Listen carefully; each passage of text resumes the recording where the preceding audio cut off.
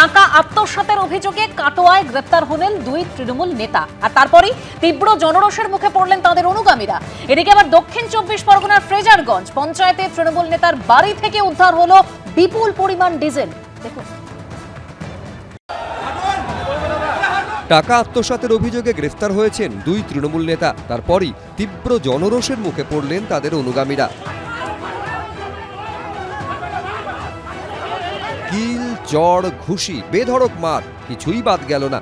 পূর্ব বর্ধমানের কাটোয়ায় ধৃতদের অনুগামীদের এভাবেই মারধর করলেন স্থানীয়দের একাংশ। শনিবার জেলা তৃণমূলের সাধারণ সম্পাদক দিগন্ত পালকে গ্রেফতার করে পুলিশ। স্থানীয়দের একাংশের অভিযোগ, কয়েকজন গ্রামবাসীর নামে ভুয়ো অ্যাকাউন্ট খুলে 100 দিনের প্রকল্পের টাকা আত্মসাৎ করেছেন তিনি। একই অভিযোগে রবিবার তৃণমূলের জেলা সম্পাদক বিশ্বনাথ সাহাকেও গ্রেফতার করেছে পুলিশ। এদিন তাদের কাটোয়া মহকুমা আদালতে তোলার সময় ওঠে চোর স্লোগান।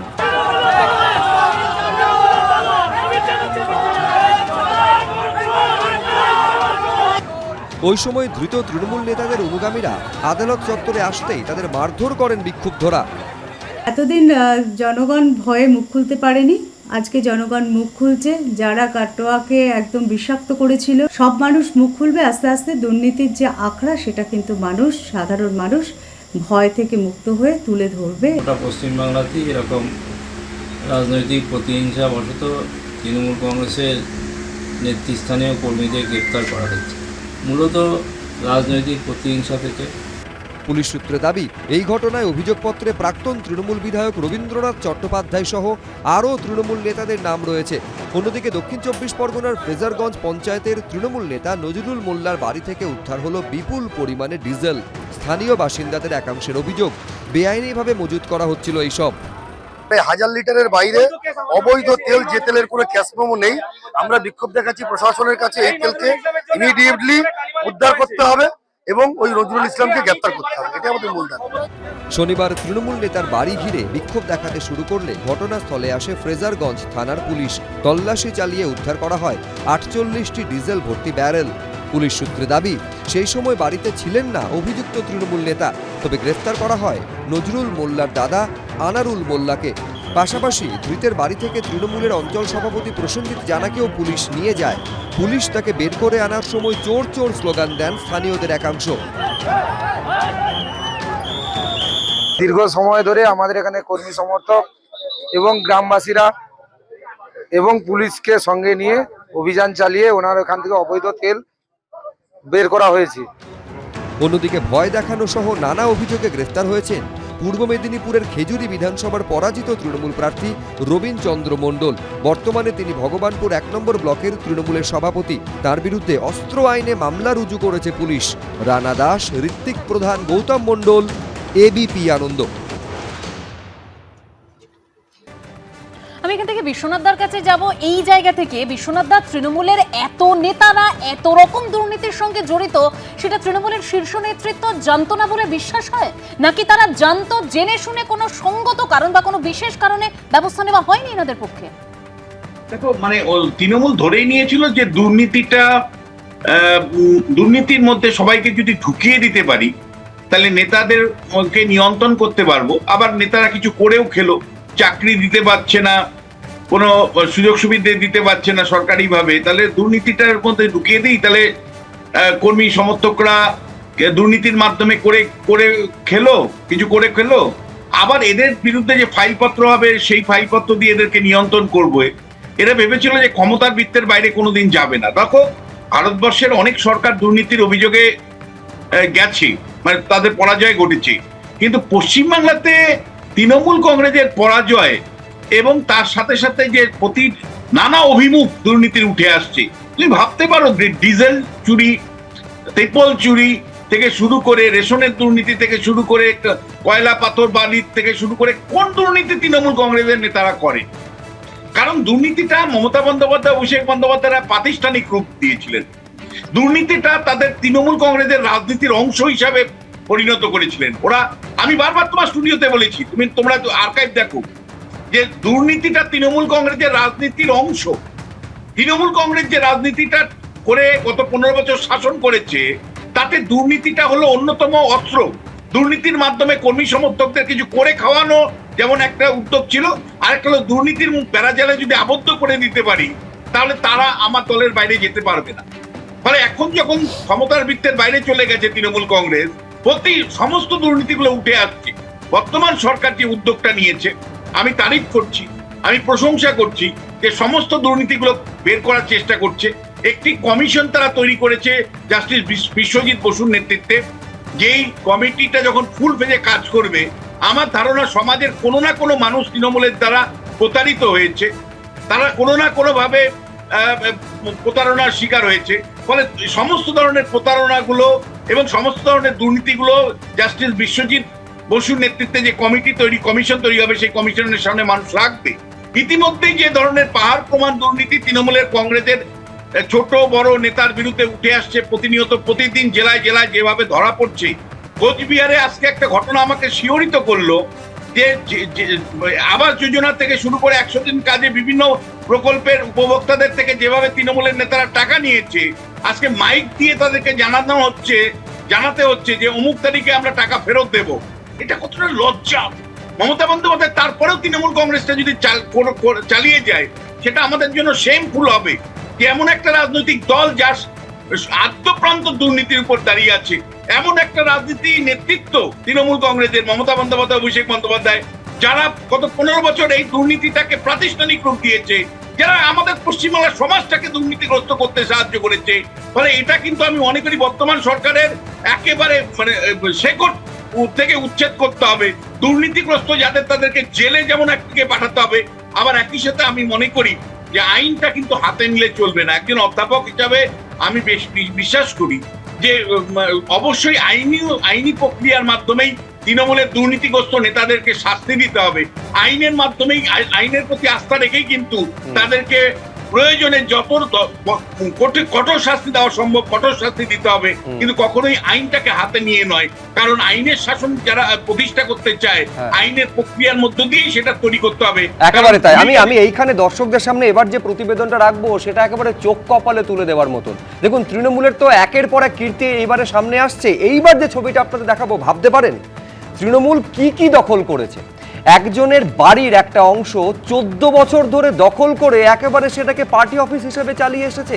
আজকে পালা বদলের পর সেই দখল হয়ে যাওয়া নিজের বাড়ি, যেটা এতদিন পর্যন্ত তৃণমূল সেটাকে পার্টি অফিস হিসেবে চালাচ্ছিল, সেই একটা অংশ ফিরে পাওয়ার পর খুব স্বাভাবিকভাবেই খুশি ধরে রাখতে পারছেন না তিনি। এটাও তৃণমূলের কিন্তু একটা কৃতিত্ব, মানতে হবে। দেখুন,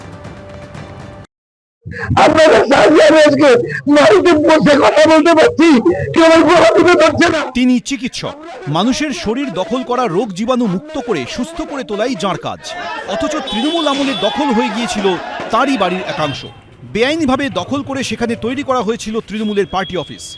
এক যুগ পর অবশেষে রাজ্যে নতুন সরকার আসার পর বাড়ির দখল হয়ে যাওয়া অংশ ফিরে পেলেন নদিয়ার নবদ্বীপ পুরসভার 22 নম্বর ওয়ার্ডের বাসিন্দা সুদীপ্ত সরকার। পেশায় একজন চিকিৎসক। তার অভিযোগ, 2012 সালে তার বাড়ির একাংশ ভয় দেখিয়ে দখল করে তৃণমূল কংগ্রেস। তৈরি করা হয় তৃণমূলের পার্টি অফিস, এমনকি বাধা দেওয়া হয় বাড়ি সংস্কারেও। 2012 সালে আমার মা অসুস্থ হন। আমি কার্যসূত্রে শেষ হয়ে রানাঘাটে ছিলাম। আমাদের নামে মিথ্যা মামলা, তারপর বিভিন্ন স্তরে থ্রেট। আমি 25 সালে বিভিন্ন ভাবে যোগাযোগ করেছি যে তালাটা খুলে দাও, আর বাড়িতে রিপেয়ার করবো, আমাকে বাড়িতে ঢোকার সুযোগ দিও। রাজ্য সরকারের পালাবদলের পর পাল্টেছে ছবিটা। সরকারি ত্রাণ সামগ্রী মজুত রাখার অভিযোগে গ্রেফতার হয়েছেন তৃণমূল পরিচালিত নবদ্বীপ পুরসভার চেয়ারম্যান বিমান কৃষ্ণ সাহা। রবিবার দখলমুক্ত করা হয় ওই বাড়ি। আপনাদের সাহায্যে আমি আজকে বাড়িতে বসে কথা বলতে পারছি, কেউ আমার গলা টিপে ধরছে না।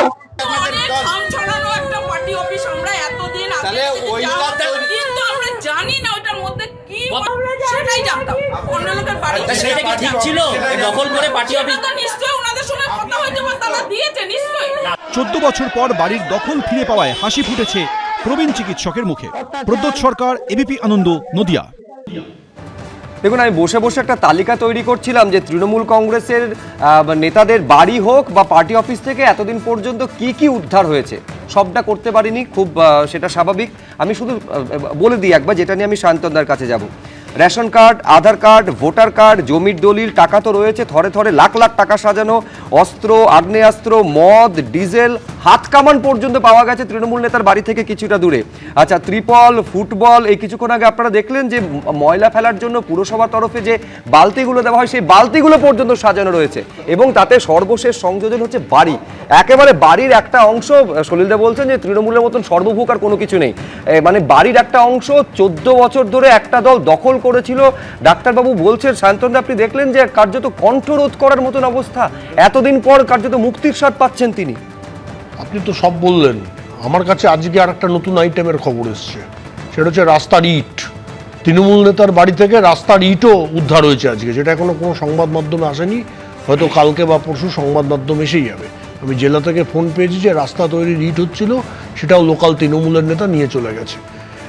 তৃণমূল কংগ্রেসের যেটা এখানে শুরু হয়েছিল আলোচনা, সবাই একই কথা বলেছেন যে কোনো আইডিওলজি নেই, দলটা কেন? তার জন্য দলটা তৈরি হয়েছিল যারা শুধুমাত্র লুটপাট করার জন্য। এবং সম্ভবত বিশ্বনাথদা বললেন, একদম ঠিক বলেছেন, যে নেতাদের অধিকার দিয়ে দেওয়া হয়েছিল, কর্মীদের অথরিটি দিয়ে দেওয়া হয়েছিল, যেমন খুশি তেমন লুট করো, লুট করতে কোনো অসুবিধা নেই। আর তুমি যদি বেগরবাই করো, তোমার বিরুদ্ধে যে ফাইলটা আছে ওটা দেখাবো, ওটা দেখিয়ে জিজ্ঞাসা করবো, ভাই তুমি এই লুটটা করেছো, তোমার বিরুদ্ধে কি ব্যবস্থা হবে। নিচ থেকে ওপর উত্তর 24 পরগনার 20টা পৌরসভার কাউন্সিলর বা ভাইস চেয়ারম্যান বা চেয়ারম্যান ভিডিও ক্যামেরার সামনে বলেছে যে অমুক দিন টাকা ফেরত দেবো। সেই কারণে এফআইআর হয়নি, এখন এবিপি আনন্দ সেই ভিডিও ক্যামেরাটা মানে ক্যাসেটটা বা রেকর্ডিংটা পায়নি। যদি সেই দিন টাকা ফেরত দিতে এরা ব্যর্থ হয়, আপনাদের টেলিভিশনে সেই রেকর্ডিংগুলো এসেই যাবে। অন্তত 20টা পৌরসভার চেয়ারম্যান, ভাইস চেয়ারম্যান বা কাউন্সিলর, তারা বলেছে আবাস যোজনার টাকা কাটমানি নিয়েছি, 100 দিনের কাজের কাটমানি নিয়েছি। আপনার মনে আছে যখন নির্বাচনের আগে বা গত 3 বছর তৎকালীন মুখ্যমন্ত্রী অভিষেক বন্দ্যোপাধ্যায় এরা রোজ বলতেন যে কেন্দ্র বঞ্চনা করছে, আমাদের টাকা দিচ্ছে না, বাংলার আবাস তৈরি করব, প্রধানমন্ত্রী আবাস করব না। কেন্দ্র তো এটারই হিসাব চেয়েছিল না। আমি একটা কথা বলছি, আমরা যে ছবিটা দেখিয়েছি যে ঘুঘুমারিতে কোচবিহারে কাটমানির টাকা ফেরতের দিন ঘোষণা করে মাইকে প্রচার করা হচ্ছে, আপনি বলছেন তার বাইরে এরকম 20টা? আমি বলছি শুধুমাত্র উত্তর 24 পরগনা রিপোর্ট আমার কাছে আছে। আচ্ছা, 20টা পৌরসভার চেয়ারম্যান বা ভাইস চেয়ারম্যান বা বিভিন্ন কাউন্সিলর, তারা রেকর্ডিং এ বলছে যে এখন কিছু করবেন না, আমাদের অমুক দিন অবধি সময় দিন, আমরা প্রত্যেকের টাকা ফেরত দেবো। এভাবে যে রেকর্ডিং আমাদের কাছে আছে, শুধু যারা পাঠিয়েছেন তারা বলেছেন এখন করবেন না, কারণ যদি জেলে চলে যায়, জেলে চলে গেলে আমাদের টাকাটা আমরা পাবো না। আপনারা টিভিতে দেখালেই হয়তো পুলিশ এফআইআর করবে বা গ্রেপ্তার করবে। তার জন্য তারা বলছে অমুক দিন অবধি অপেক্ষা করুন। এরা যদি জেলে চলে যায়, এখন আপনার পুলিশ যদি জেলে নিয়ে যায়, আমাদের টাকাটা মার চলে যাবে। ভাবতে পারেন তৃণমূল কংগ্রেসের কি দুরবস্থা হতে চলেছে। আজকে তো 2জন এমএলএ দুর্নীতির কারণে গ্রেপ্তার হয়েছে। এর আগে সিটিং এমএলএ দিলীপ বাবু গ্রেপ্তার হয়েছেন, দেখেছেন আপনারা। বিষ্ণুপুরের এমএলএ অ্যারেস্ট হয়েছে, দিলীপ মণ্ডল অ্যারেস্ট হয়েছে। আরো অজস্র কাউন্সিলর তো ছেড়ে দিন, 80% কাউন্সিলর গ্রেপ্তার হওয়ার মুখে দাঁড়িয়ে আছে। সবাই কম বেশি লুট করেছে, কেউ বাদ নেই, কেউ বাদ নেই, ইচ্ছা মতো লুট হয়েছে। কাটমানি যেটা কেন্দ্র সরকার আটকে ছিল, এখন প্রমাণ হচ্ছে যে ভারত সরকারের কতটা ঠিক সিদ্ধান্ত ছিল যে কাটমানি দিয়ে প্রধানমন্ত্রী আবাস যোজনার বাড়ি বন্টনগুলো হতো, যে টাকা না দিলে টাকা যাবে না, আগে কাটমানি দিতে হবে, সে 10,000 হোক 20,000 হোক। আমি তো রেকর্ডিং দেখলাম, বোধহয় আপনাদের চ্যানেল বা অন্য কোনো টিভি চ্যানেলও হতে পারে, কেউ একজন বলছেন বোধহয় দক্ষিণ 24 পরগনার কাউন্সিলর না বসিরহাটের কাউন্সিলর যে আমাকে সবাই কাটমানি নেয়, যে আগে আমাকে টাকা দিয়েছে সে আগে প্রধানমন্ত্রী আবাস পাবে। বসিরহাট পৌরসভার একজন কাউন্সিলর, তার রেকর্ডিং চ্যানেলে আমি দেখলাম, তার রেকর্ডিং চলেছে, যে বলছে যে আগে টাকা দিয়েছে সে আগে বাড়ি পাবে। ভাবতে পারেন পশ্চিমবঙ্গটাকে কোন দুর্নীতির শিখরে নিয়ে গেছে। আমরা যখন ছাত্র রাজনীতি করি বা তার আগের ঘটনা হাসাহাসি করতাম, বিহারে লালু যাদবের সরকার চলছে। পশ্চিমবঙ্গ বর্তমান যে সরকারটা এর আগে ছিল পুরনো সরকার, তারা লালু যাদবের সরকারের থেকেও বাঙালিকে আর একটা হাস্যকর জায়গায় পৌঁছে দিয়েছে। এইভাবে মানে কি বাদ রেখেছে? আপনি বললেন এক একটার কথা, আপনি তো গরুর কথা বললেন না। একদম সায়ন্তনদা বলছেন না কি বাদ রেখেছেন। দেখুন, প্রধানমন্ত্রী নরেন্দ্র মোদী আমাদেরকে পেট্রোল ডিজেল নিয়ে সাশ্রয়ী হওয়ার কথা বলেছিলেন, সেই কথা একদম হাড়ে হাড়ে একদম অক্ষরে অক্ষরে পালন করেছেন ফ্রেজারগঞ্জের তৃণমূল নেতা। তিনি বাড়িতে ডিজেল মজুত করেছেন ঠিকই, কিন্তু তিনি ভুলে গিয়েছিলেন সেটা বেআইনি। এবার আসি কোচবিহারের 3টে ভিন্ন ছবি। মাথাভাঙায় কাটমানি ফেরত দিলেন তৃণমূল নেতারা, শীতলকুচিতে কাটমানির টাকা ফেরত চেয়ে বিক্ষোভ চলেছে, আবার কোথাও তৃণমূল নেতার ছেলের তোলাবাজির মাসুল গুনতে হলো তার বাবাকে। দেখুন, বীরভূম থেকে দক্ষিণ 24 পরগনা, রাজ্যে পালা বদলের পর দিকে দিকে তৃণমূল নেতাদের কাটমানি ফেরানোর ছবি সামনে এসেছে। এই আবহেই কোচবিহারে ধরা পড়ল 3 ভিন্ন ছবি। কোথাও কাটমানি ফেরত চেয়ে পঞ্চায়েত প্রধানের বাড়ির সামনে চলল বিক্ষোভ,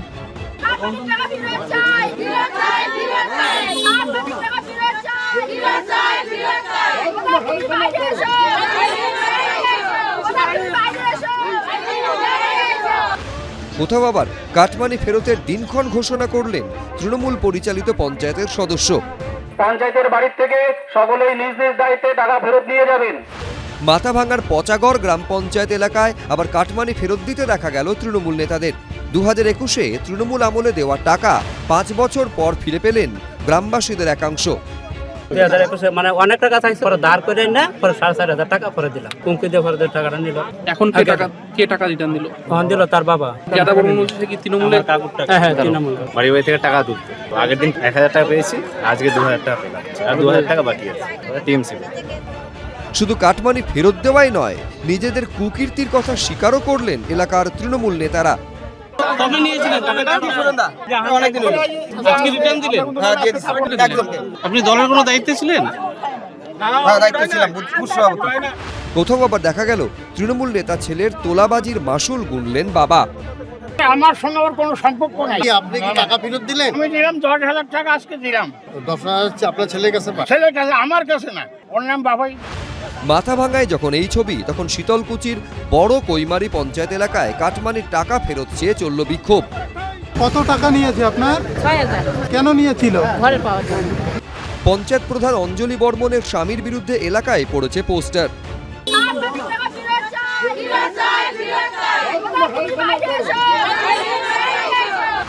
প্রধানের স্বামী তৃণমূল নেতা যামিনী বর্মনকে সন্দেশখালী শেখ শাহজাহানের সঙ্গে তুলনা করে ঝোলানো হলো ফ্লেক্স। আবার যোজনা ঘর পেয়ে তাদের কাছে 10 থেকে 20,000 পর্যন্ত কাটমানি নিয়েছে। ঘর পাওয়ার আশায় জমি বন্ধক রেখে অগ্রিম টাকা দিয়েছিল। কোচবিহারের ঘুঘুমারিতে আবাসের কাটমানি ফেরত চেয়ে তৃণমূলের পঞ্চায়েত সদস্যা জ্যোৎস্না বর্মনের দরজায় হাজির হলেন স্থানীয় বাসিন্দারা। 100 দিনের কাজ, রাস্তার কাজ, বিভিন্ন প্রকল্পের কাজের মধ্যে তৃণমূলের নেতা এবং পঞ্চায়েত প্রধান প্রত্যেকটা বাড়ি বাড়ি গিয়ে কাটমানি নিয়েছে জোরপূর্বক। বিক্ষোভকারীদের দাবি, চাপের মুখে অভিযুক্ত পঞ্চায়েত সদস্যার তরফে কাটমানির টাকা ফেরতের আশ্বাস দেওয়া হয়েছে। ঘুঘুমারি 173 নম্বর বুথের কাটমানির টাকা ফেরত দেওয়া হবে। পঞ্চায়েতের বাড়ির থেকে সকলেই নিজ নিজ দায়িত্বে টাকা ফেরত নিয়ে যাবেন। এখন টাকা কবে ফেরত মেলে সেটাই দেখার। শুভেন্দু ভট্টাচার্য, এবিপি আনন্দ, কোচবিহার। মানে অর্ণবদা, মানে পরিস্থিতি এমন জায়গায় গিয়েছে যে কাটমানির টাকা ফেরত দেওয়া হবে বলে একেবারে প্রচার করা হচ্ছে মাইকে। দেখুন, আমি বলবো যে এইবারও যে প্রবল পরাজয়, এই পরাজয়ের মধ্যেও কিন্তু 40.5% ভোট তৃণমূল কংগ্রেস পেয়েছে। এই যে 2 কোটি 60 লক্ষ মানুষের যে সমর্থন পেয়েছে, এই সমর্থনের প্রতি এটা এক ধরনের, আমি বলবো যে দলের এই যে চরম বিশ্বাসঘাতকতা। এবং আমি অন্তত 10 জনের নাম করবো না সামনে, কিন্তু 10 জনের কথা অন্তত জানি। মেদিনীপুর থেকে আরম্ভ করে, বর্ধমান থেকে আরম্ভ করে, হুগলি থেকে আরম্ভ করে, উত্তর 24 পরগনায় যে সমস্ত লোকেরা রয়েছেন, তারা কিন্তু সৎভাবে 15 বছর তারা কাজ করেছেন সঙ্গে, তাদের কথা নাম কেউ জানে না। তারা কোনো পদে আসেননি, তারা সামনে আসতে পারেননি, তারা দল থেকে বঞ্চিত হয়েছেন, পাশে সরে থেকেছেন। এইরকম মানুষও কিন্তু তৃণমূল দলের মধ্যে রয়েছে। সেই লোকগুলো কোথায়? সেই লোকগুলো তো আজকে সামনে আসা দরকার। আজকে যখন এইরকম একটা পরিস্থিতি তৈরি হয়েছে এবং যখন মানুষের সামনে এইভাবে এক্সপোজ হয়েছে পুরো জিনিসটা, তখন তো সেই মানুষগুলোকে যদি সামনে নিয়ে আসা যায়, তাহলে এর একটা ভিন্ন চেহারাও তুলে ধরা সম্ভব। এবং সেই যে মানুষগুলো, তারা কোনো সম্মানই পায়নি, তারা রয়েছে শুভ্র। আপনি যদি নিজেও একটু খোঁজ নিয়ে দেখেন, আপনি দীর্ঘদিন ধরে সাংবাদিকতা করছেন, আপনি নিজেও খোঁজ নিয়ে দেখেন। আমি বলছি খড়গপুর, হুগলি, এরকম বহু জায়গায় এইরকম মানুষ যারা মাটি কামড়ে লড়াই করেছেন এবং তারা সত্যি সত্যি কিছু পাননি, তারা সেই 2006-07 সালে যে সময় সিঙ্গুর নন্দীগ্রাম আন্দোলন হচ্ছে সেই সময় থেকে তারা লড়াই করেছেন এবং তারা পার্টির সঙ্গে থেকেছেন, অথচ পার্টির কাছ থেকে তারা কিছু পাননি। কিন্তু সেই মানুষগুলো কিন্তু যথাসাধ্য তাদের সাধ্য নিয়ে তারা কিন্তু মানুষের পাশে থেকেছেন, এইবারও থেকেছেন, এই 26 সালেও তারা থেকেছেন। তারা কোথাও সামনে আসতে পারেনি, তাদের মুখ কেউ জানে না, কিন্তু শুধুমাত্র এই লোকগুলো সামনে আসার ফলে এই যে ম্যাঙ্গেক, আমি বলছি তো, তার মানে সামনে আসার ক্রাইটেরিয়া তাহলে ছিল কে কত বড় দুর্নীতিগ্রস্ত সেইটা কি? তার মানে আমি তো বলছি না যে তৃণমূল কংগ্রেসে যারা সৎ ছিল তার মানে তাদের সততাই হচ্ছে তাদের একমাত্র অপরাধ, যে কারণে তারা সামনে আসতে পারেনি। নিঃসন্দেহে এই প্রশ্ন থাকলো। কিন্তু আমি দুটো বিষয় অত্যন্ত গুরুত্বপূর্ণ আমার মনে হয়েছে রবীন্দ্রনাথ বাবু। এক হচ্ছে যে দুর্নীতি করেছেন, কাটমানি নিয়েছেন, ছেলে তার মাসুল গুনতে হচ্ছে তার বাবাকে, এবং যে মাইকে আমাদের বাড়ির পাশে একেবারে মাইকে প্রচার করা হচ্ছে অন্নপূর্ণা ভান্ডারের যে ফর্ম ফিল আপটার জন্য কবে ওয়ার্ড অফিসে যোগাযোগ করতে হবে, এই ছবি দেখতে হচ্ছে আমাদের যে কবে কাটমানি ফেরত দেওয়া হবে তার জন্য মাইকে প্রচার চলছে। অর্ণব যাদের কথা বলছে তারা কোনোদিনই আসতে পারেনি, এটা তো সত্যি কথাই। তৃণমূল দলের 10% লোক তো নিশ্চয়ই ছিল যারা সৎ, কিন্তু দশচক্রে ভগবান ভূত, এই কথাটা একটা বাংলায় প্রবাদ আছে। এরা যদি আজকে বেরিয়ে আসেন এদেরকেও লোকে চোর বলবে, এটাই হচ্ছে ঘটনা। এবং গোটা দলটা চলতো, এই যে বাকি 90% সেটা চলতো সম্পূর্ণভাবে 75-25-এর বখরাতে। এই 75-25-এর যে প্রিন্সিপাল যেটা দিদিমণি সেট করে দিয়েছিলেন, সেই প্রিন্সিপালে এত দিন ধরে চলেছে এবং তারই ভিত্তিতে এত যে চুরি হয়েছে তাতে লেজিটিমাইজ করা হয়েছে, বৈধতা প্রদান করা হয়েছে 75% উপরতলায় পাঠিয়ে দিতে হবে, 25% রাখতে পারবে। এবং 25%-র জায়গায় কেউ 75% রেখে 25% পাঠিয়েছে। ব্যাপারটা হচ্ছে গোটা বিষয়টা একটা বখরার দল ছিল, একটা তোলাবাজ লুটেরাদের দল ছিল, যে দলের বখরা ভাগাভাগি, এবং মারপিট যখন হতো তখন এই বখরা আর ভাগাভাগি নিয়েই মারপিটটা হয়েছে।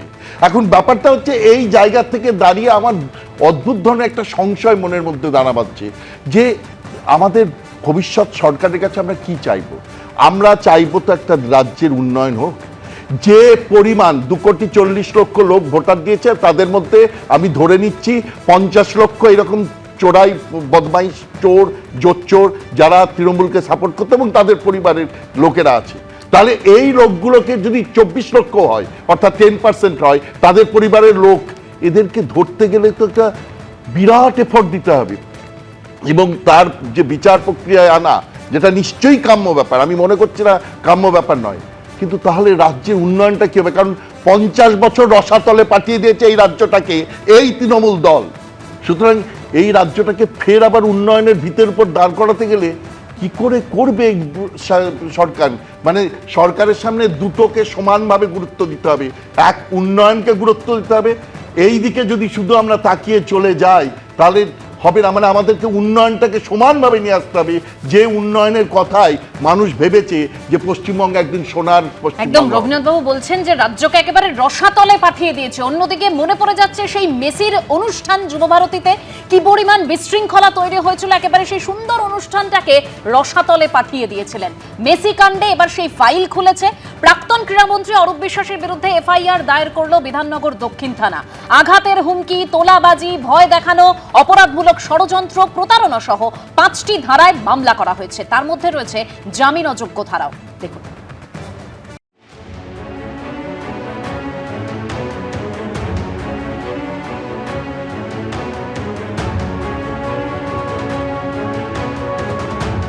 সরকার বদলের পরই খুলছে মেসি কাণ্ডের ফাইল।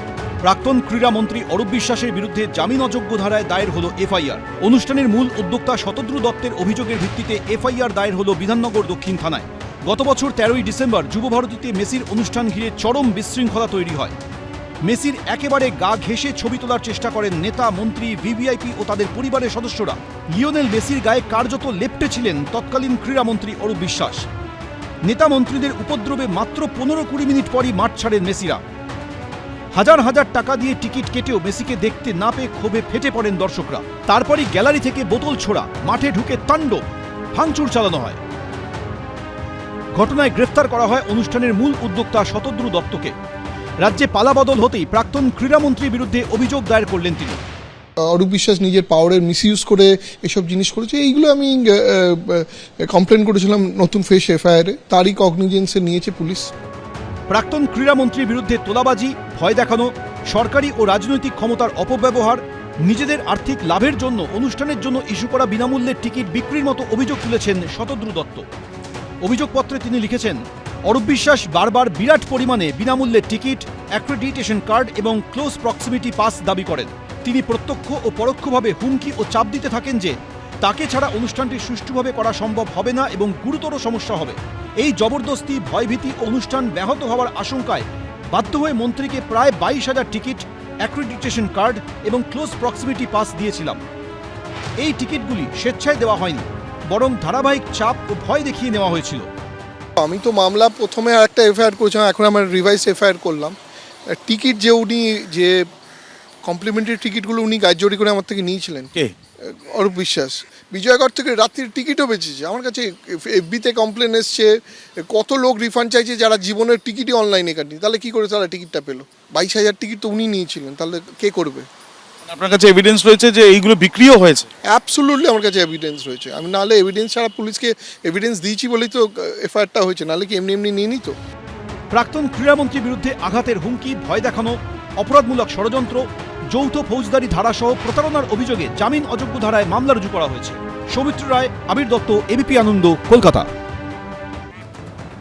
আমি প্রাক্তন পুলিশ কর্তা সলিল ভট্টাচার্যের কাছে আসবো। আমি বলছি, যে সমস্ত অভিযোগগুলো করেছেন এবং যার ভিত্তিতে এফআইআর দায়ের করা হচ্ছে, সেটা হচ্ছে সম্পূর্ণ তৎকালীন ক্রীড়ামন্ত্রী নিজের প্রভাব প্রতিপত্তিকে কাজে লাগিয়েছেন এবং তারপর প্রয়োজনের বেশি অ্যাক্রেডিটেশন কার্ড সেটা নেওয়া, এবং আরেকটা অভিযোগ অ্যাক্সেস কার্ড তো রয়েছে, এবং তারপর অভিযোগটা হচ্ছে যে প্রচুর অ্যাক্রেডিটেশন কার্ড তিনি বিক্রি করেছেন বলে অভিযোগ করছেন। আমি বলছি, এই এফআইআর এর ভিত্তিতে ঠিক কোন কোন ভাবে এগোতে পারে, কোন কোন বিষয়কে সামনে রেখে পুলিশ তদন্ত এগিয়ে নিয়ে যাবে বলে মনে হচ্ছে? দেখো, এক নম্বর হচ্ছে, আমি আগে এটা বলছি, বলার আগে আমি খালি বলতে চাই, দেখো সেই সময় কিন্তু যখন এটা নিয়ে বিশাল তোলপাড় হয়ে গেল, রাজ্য সরকার একটা ফেক একটা কমিশন গড়ে তুললো, মনে আছে তোমার? একজন জাস্টিসকে, রিটায়ার্ড জাস্টিস, যার সম্পর্কে আমি কিছু বলতে চাইছি। যুব ভারতী ক্রীড়াঙ্গন পরিদর্শনেও তারা গেছিল, একদিন ক্রীড়া পরিদর্শন করে সেটা ধামাচাপা পড়ে গেল।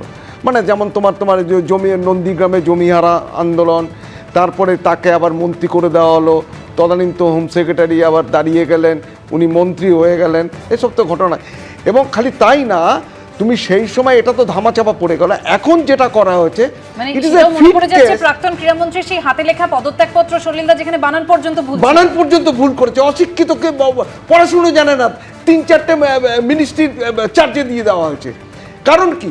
এর মতো বিশ্বাসী প্রতারক, এবং এই যে 75 এবং 25-এর যে ভাগটা, এটা কিন্তু খুব রিলিজিয়াসলি পালন করে, যার জন্য তদানীন্তন মুখ্যমন্ত্রীর খুব প্রিয় পাত্র ছিলেন। এইবার আমি যে কেসটা হয়েছে, extortion, misappropriation of money, using governmental power এবং defalcation of huge government fund. তোমার মনে আছে 30 টাকার জলের বোতল 200 টাকায় বিক্রি হয়েছে, মনে পড়েছে? হ্যাঁ, মনে পড়েছে। আমি বলছি 20 টাকার চাউমিন বিক্রি হয়েছে 150 টাকায়, সব মনে আছে। এবং খালি তাই না, এবং আমি আপনি বললেন, ধন্যবাদ আপনাকে, এটাও সংযোজন করিয়ে দিই দর্শকদের মনে করার জন্য, যেখানে কিন্তু যেদিন এই মেসির অনুষ্ঠান হবে তার আগের দিন সাংবাদিক বৈঠক করা হলো পুলিশের তরফে। বলা হলো যে খাবার জলের সম্পূর্ণ ব্যবস্থা থাকবে, খাবার জল নিয়ে প্রবেশ করা একেবারে সেখানে করা যাবে না। অথচ পুলিশের চোখের সামনে ক্রেট খাবার জল সেদিন ভেতরে ঢুকেছে। প্রশ্ন তখনও আমরা তুলেছিলাম যে তাহলে পুলিশ কি চোখে সেদিন থুলি পড়ে বসেছিল নাকি? দেখো, সেদিনকার যে দুর্নীতি যেটা হয়েছিল, তার শীর্ষে ছিল এই অরূপ বিশ্বাস। এখনো একজন DC of police, Bidhannagar commissioner, he is placed under suspension. আরও অনেকের হওয়া দরকার, কার হওয়ার দরকার ছিল দরকার নেই। কিন্তু এখন যে সেকশনস অফ লতে কেসগুলো হয়েছে, this Arup Biswas is fit to be arrested directly, not by issuance of any notice. Okay immediately ঘর থেকে অ্যারেস্ট করে ঢুকিয়ে দিয়ে ওর পুলিশ কাস্টোডি আনা, এবং পুলিশ কাস্টোডিতে তাকে রিকনস্ট্রাকশন অফ ক্রাইম করতে হবে, এবং করে আর কে ছিল ওর সঙ্গে এই ক্রাইমে, এই অপরাধে আর কে ওর সঙ্গে পার্ট দিয়েছিল, তাদের প্রত্যেককে অ্যারেস্ট করে ফিক্স আপ করতে হবে। দেখুন, মেসির সেই অনুষ্ঠান আমাদের মনে আছে কিভাবে বিশৃঙ্খলা তৈরি হয়েছিল, তার ফাইল এবার খুললো। এই মেসি থেকে এবার টালিগঞ্জে স্টুডিও পাড়ায় চলে আসবো, কারণ কাটমানির প্রসঙ্গ আবারও সামনে আসছে। ক্ষোভের সুর শোনা গেল এবার সঙ্গীত জগতে। তৃণমূল সরকার ও প্রাক্তন মন্ত্রী ইন্দ্রনীল সেনের বিরুদ্ধে লবিবাজি ও কাটমানি নেওয়ার অভিযোগ করলেন সঙ্গীত শিল্পী ঋদ্ধি বন্দ্যোপাধ্যায়। দেখুন, ইন্দ্রনীল সেনের আন্ডারে যে নেক্সাসটা চলতো, তার একটা লবি, তার একটা সিন্ডিকেট, তার একটা নেক্সাস চলতো। টালিগঞ্জের স্টুডিও পাড়ার পর এবার বেসুরো হয়ে উঠল সুরের জগৎ। তৃণমূল সরকারের বিরুদ্ধে ক্ষোভ উগরে দিলেন সঙ্গীত শিল্পী ঋদ্ধি বন্দ্যোপাধ্যায়। এবার সঙ্গীত জগতে উঠল কাটমানি নেওয়ার অভিযোগ। লবিবাজি ও সিন্ডিকেট রাজের মতো চাঞ্চল্যকর অভিযোগ করলেন প্রাক্তন মন্ত্রী ও শিল্পী ইন্দ্রনীল সেনের বিরুদ্ধে। তারা 4-5টা করে 6টা-7টা করেও এক একজন অনুষ্ঠান পেতেন এবং প্রত্যেকে হাই পেমেন্ট পেতেন, সেটা ব্যাংকে পড়তো, সেখান থেকে টাকাটা রিটার্ন হয়ে আবার চলে আসছে অন্য জায়গায় তোলার মতন করে বা কাটমানির মতো করে। এটা কে নিচ্ছে? কে নিতে পারে? আমি তো বারবার একটা নামই বলছি, ইনি এবং এর সাঙ্গপাঙ্গরা। আপনি আমার ব্যাংকে রাখলেন 10,000 টাকা, আমাকে বললেন যে তোমার ওখানে 10,000 পারিশ্রমিক হিসেবে 10,000 টাকা রাখছি, তুমি কিন্তু আমাকে 2,000 টাকা ব্যাক করে দিও। শিল্পীর অভিযোগ, এসবের প্রতিবাদ যারা করেছিলেন তাদেরকে ব্যান করা হয়। আমি মোটামুটি লাস্ট 12-13 বছর ধরে ব্যান ছিলাম। ইন্দ্রনীল সেনের আন্ডারে যে নেক্সাসটা চলতো, বিভিন্ন রকম মঞ্চে দেখতেন যে পাঁচালি গাইছে, কীর্তন গাইছে, তাদের অনেকেই আছে যারা সরকারি চাকরি পেয়েছেন। সমস্তই আমাদের গায়ক মন্ত্রী নিয়ন্ত্রণ করতেন। তার একটা লবি, তার একটা সিন্ডিকেট, অবশ্যই তার একটা লবি, তার একটা সিন্ডিকেট, তার একটা নেক্সাস চলতো এবং যারা তাকে সকাল থেকে হুজুর হুজুর বলে ফোন ঘোরাতো, টাকা দিত, গিফট দিত, সময় দিত, সঙ্গ দিত। কিছু কিছু শিল্পী আছেন কাজ পেয়েছেন কিন্তু সরকারের সাথে সেটিং করে। প্রাক্তন মন্ত্রীর পাশাপাশি সরকারি আধিকারিকদের বিরুদ্ধেও দুর্নীতিতে জড়িত থাকার অভিযোগ করেছেন ঋদ্ধি। সরকারি আধিকারিকরা ইনভলভড। আমি আমার রাজ্যে সরকারি কাজ পাই না, আমার নাম দেখলে আমি সরকারি হলও পাই না, আমাকে দেওয়া হবে না। এটা মনোপলি, কারো বাবার সম্পত্তি। রবীন্দ্র সদনকে ইন্দ্রনীল সেনের বাবা এসে তৈরি করে গেছিলেন। পরের দিকে সমস্ত কিছু নবান্ন থেকে সমস্ত কিছু বলে দেওয়া হতো কে পাবে কে পাবে না। আমাদের এই ফ্র্যাটার্নিটিগুলো না পচে গেছে। চারিদিকে আপনি দেখবেন কীটপতঙ্গের মতো লোকজন ঘুরপাক খাচ্ছে। সুতরাং নিজেরটা হয়ে গেল, নিজের ধান্দাটা গোছানো হয়ে গেল, চুপ। গেরুয়া সুনামিতে পালা বদলে গেছে রাজ্যে। ডবল সেঞ্চুরি হাঁকিয়ে প্রথমবার পশ্চিমবঙ্গে ক্ষমতায় এসেছে বিজেপি। ক্ষমতাচ্যুত হতেই ঘরে বাইরে তৃণমূল সরকারের বিরুদ্ধে উগরে উঠছে ক্ষোভ। এমনকি কদিন আগে তাৎপর্যপূর্ণ মন্তব্য করেছেন প্রাক্তন তথ্য সংস্কৃতি প্রতিমন্ত্রী ইন্দ্রনীল সেনও। এই মুহূর্তে যদি আমাকে চয়েস জিজ্ঞেস করেন, আজকের চয়েস যে সামনে এখন কোনো ভোট নেইও, তাই ওই ভোটে দাঁড়ানো নিয়ে আমি এই মুহূর্তে ভাবছি না। মানে ইলেকট্রাল পলিটিক্স এখন আর ইনভলভ হওয়ার কোনো মানে ইচ্ছে নেই এই মুহূর্তে নেই। চৌঠামিও ভাবিনি আমি চন্দননগরে ওখান থেকে হারবো। ওখানকার মানুষ আমার থেকে হয়তো আরো বেশি কিছু এক্সপেক্ট করেছিলেন, আমি সেটা দিতে পারিনি, মানুষ তাই ভোট দেয়নি। সেই ইন্দ্রনীল সেনের বিরুদ্ধেই এখন চাঞ্চল্যকর অভিযোগ করছে শিল্পীদের একাংশ। টালিগঞ্জের স্টুডিও পাড়ায় যেমন ব্যান রাজনীতি, শিল্পী ও শিল্পের উপর শাসকের শাসন থেকে একাধিপত্য চালানোর অভিযোগ উঠেছে তৃণমূলের বিশ্বাস ব্রাদার্সের বিরুদ্ধে। ঋদ্ধি বন্দ্যোপাধ্যায়ের অভিযোগ প্রসঙ্গে প্রাক্তন মন্ত্রী এবং সঙ্গীত শিল্পী ইন্দ্রনীল সেনকে ফোন করা হলেও তিনি ধরেননি, উত্তর দেননি হোয়াটসঅ্যাপ মেসেজের। কৃষ্ণেন্দু অধিকারী, এবিপি আনন্দ, কলকাতা।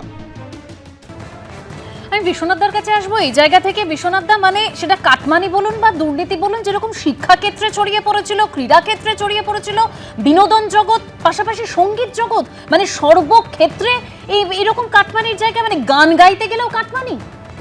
দেখো, এটা কিন্তু খুব পরিচিত ছিল। মানে আজকে ঋদ্ধি বলছেন, আমরা কিন্তু বহুদিন থেকে বারবার বিভিন্ন শিল্পীর থেকে শুনছিলাম যে কিভাবে ইন্দ্রনীল সেন এগুলোকে নিয়ন্ত্রণ করেন, কি এক শ্রেণীর মানে বিশ্বাস ব্রাদার্স কিভাবে সেগুলোকে নিয়ন্ত্রণ করেন, এবং যদি তুমি তৃণমূলের সাথে থাকো কাজ পাবে, না থাকলে পাবে না।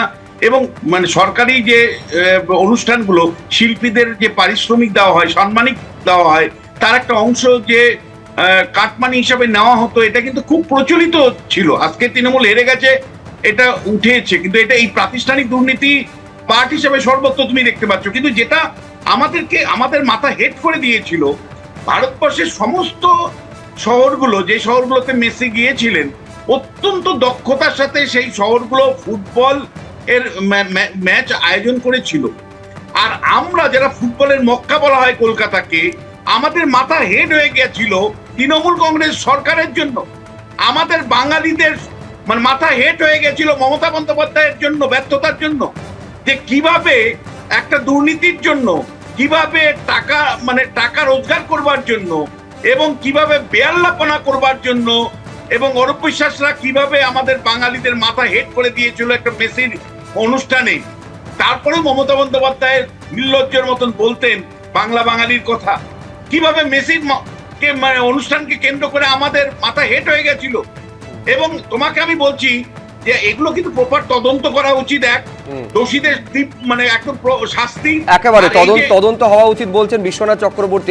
এই যে ইন্দ্রনীল সেন কতটা মমতা বন্দ্যোপাধ্যায়ের ঘনিষ্ঠ ছিলেন তৎকালীন মুখ্যমন্ত্রীর, এটা আলাদা করে বলার কিছু নেই। প্রায় সমস্ত অনুষ্ঠানে মমতা বন্দ্যোপাধ্যায়ের সঙ্গে মঞ্চ ভাগ করতে দেখা যেত, গান গাইতে দেখা যেত ইন্দ্রনীল সেনকে। কিন্তু প্রশ্ন হচ্ছে শান্তনদা, যে অভিযোগ আজকে বৃদ্ধি করছেন, মানে চাকরি পাওয়ার ক্ষেত্রে হয় আপনাকে টাকা দিতে হবে কিংবা আপনাকে একেবারে শাসক দলের অত্যন্ত ঘনিষ্ঠ হতে হবে, এইটা ছিল একমাত্র মাপকাঠি।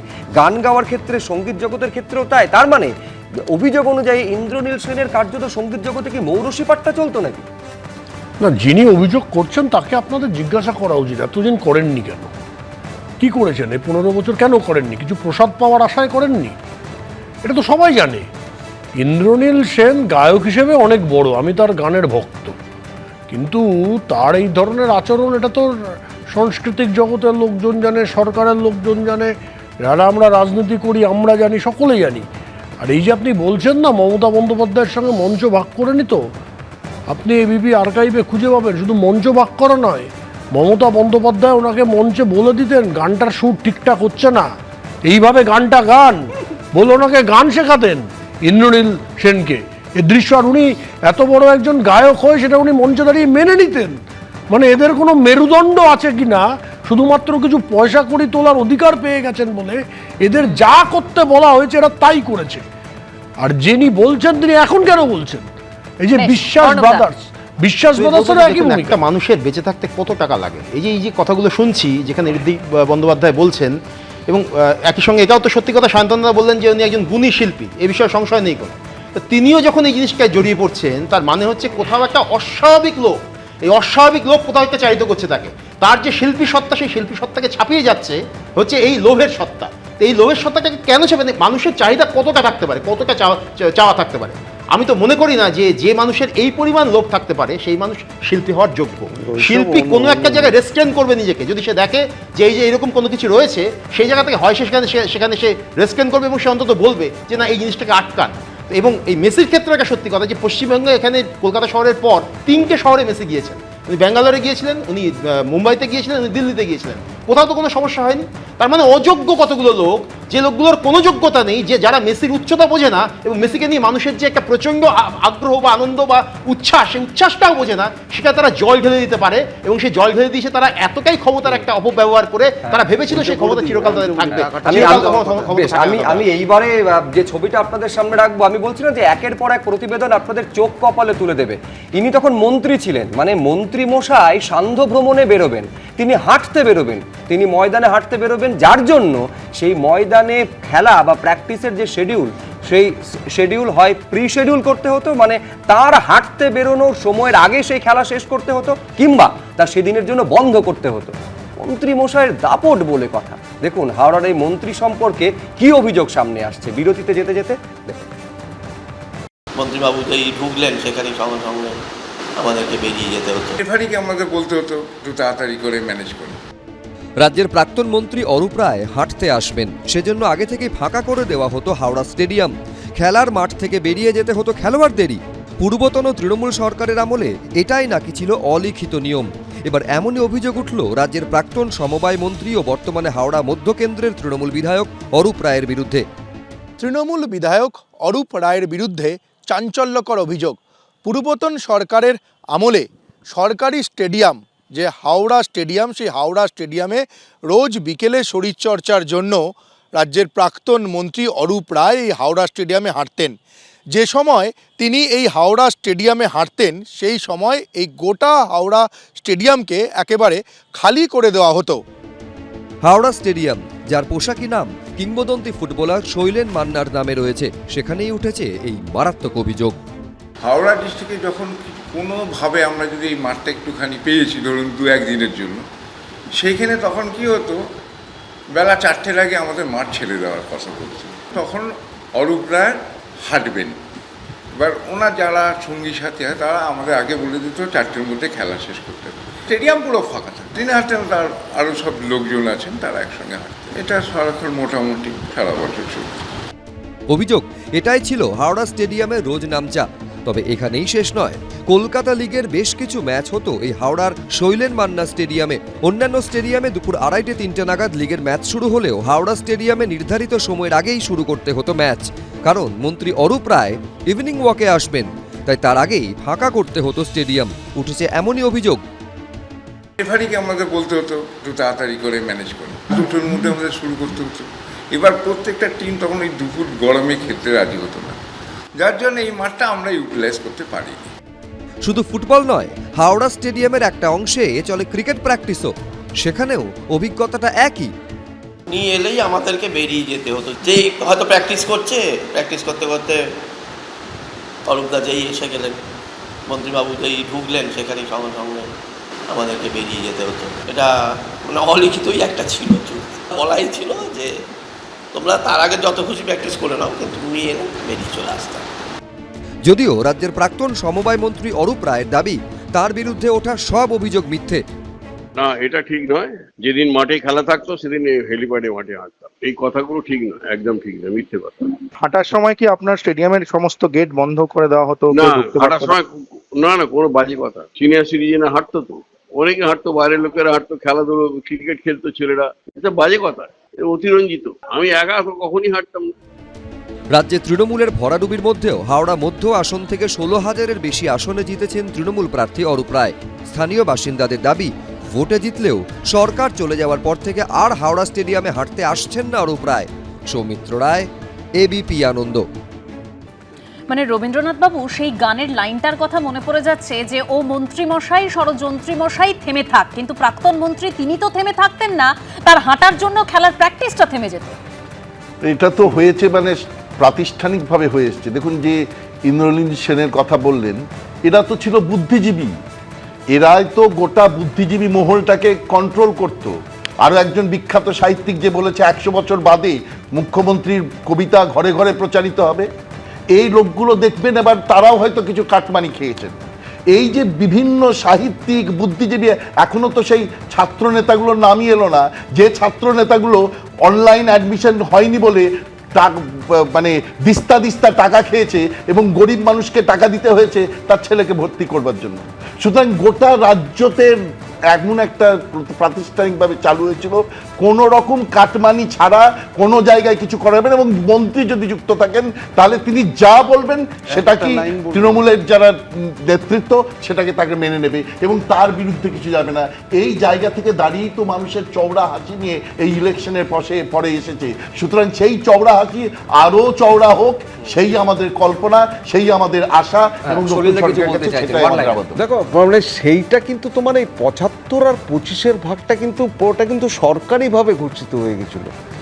এটা সরকারিভাবে ঘোষিত হওয়ার পরেই তুমি লক্ষ্য করবে শুভ্রজিৎ, যে 18-র পর থেকে 16 বা 16-র পর থেকে প্রিসাইজলি এটাই এই দুর্নীতিটা একদম প্রাতিষ্ঠানিক হয়ে গেছিলো। মানে ঘরে ঘরে দুর্নীতি ঢুকে গেছিল, কারণ এই মানে 75 আর 25টা এটা অফিসিয়াল স্ট্যাটাস দিয়ে দেওয়া হয়েছিল, সরকারি স্ট্যাটাস পেয়ে গেছিল। যেটা 75-25 বলছেন না, এটা যার কথা থেকে আসলো তাকে কিন্তু একটু আগে আপনারা পর্দায় দেখাচ্ছিলেন। তিনি হলেন চুঁচুড়ার প্রাক্তন বিধায়ক অসিত মজুমদার। ওই ধাক্কাধাক্কি মারামারির জন্য আজকে গ্রেপ্তার হয়েছে। মুখ্যমন্ত্রী মমতা বন্দ্যোপাধ্যায় বলেছিলেন। দেখো, আমি নিশ্চয়ই বর্তমান সরকার যারা দোষী তাদের শাস্তির ব্যবস্থা করবে, ইনকোয়ারি কমিটি সামনে আসবে, কিন্তু একই সাথে আমি বলবো যে আমরা কিন্তু একটা নতুন স্বপ্ন দেখছি, নতুন ভোট দেখছি, যে পশ্চিমবাংলার রাজনৈতিক সংস্কৃতিটা যেটা চলছে সেটা দিয়ে ঠিক নয়। আধিপত্যবাদের সংস্কৃতি এবং রাজনীতি সবকিছু নিয়ন্ত্রণ করে। এটার থেকে আমাদের কিন্তু আমরা নতুন সরকারের কাছে প্রত্যাশা করব যে একটা রাজনীতি এবং প্রশাসনের মধ্যে একটা স্পষ্ট পার্থক্য থাকা দরকার, এবং প্রশাসনটা গুড গভর্নেন্সের দ্বারা, একেবারে গুড গভর্নেন্সের কথা বলছেন। গভর্নেন্স থেকে শুরু হয় গভর্নমেন্ট, সেই গভর্নমেন্ট বা একেবারে সরকারের যে মন্ত্রিসভা, সেই মন্ত্রিসভা আগামীকাল সম্প্রসারিত হতে চলেছে। কোন কোন মন্ত্রী সেই সম্প্রসারিত মন্ত্রিসভায় জায়গা পাবেন সেদিকে আমাদের নজর থাকবে, কারণ আগামীকাল হচ্ছে শপথ গ্রহণ। আপাতত আজকের আলোচনা এই পর্যন্ত। অন্যান্য সব খবরের জন্য নজর থাকুক এবিপি আনন্দে।